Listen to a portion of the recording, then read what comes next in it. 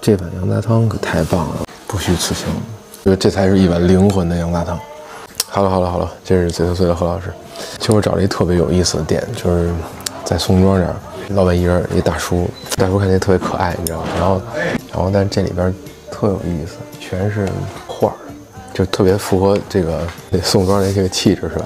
但是我其实真的不太懂这个艺术品什么的，画什么的，我是一点都不懂。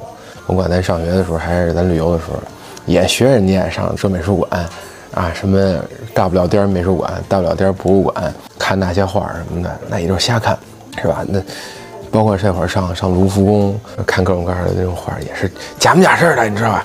就跟人家学，人家跟那儿都跟那儿端详，咱们也故作深沉的端详，点头，咱们也点头，仔细看。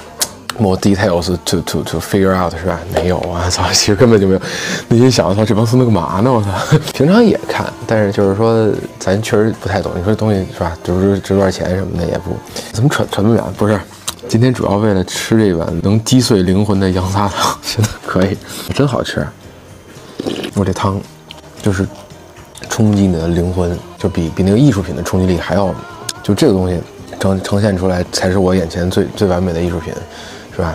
人家可能对于人家有些人来说，他欣赏的艺术品是音乐，欣赏艺术品是用画笔画出来的画作，在我看起来就是锅、铲子、勺做出来的东西就是艺术品。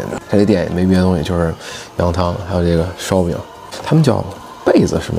蒙古的发面火烧，我这外边酥酥的，里边真暄乎啊！哟，好香啊，真可以，真好。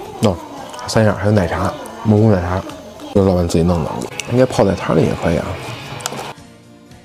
我不知道人当地是不是这么吃啊，但我觉得太香了。它发面的嘛，哎呦，吸着那汤，太香了，真的太有意思了这个店。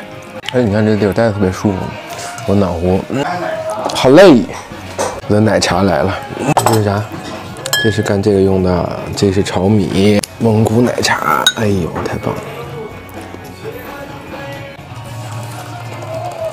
我还特喜欢喝这种的现熬的这个奶茶，多好啊！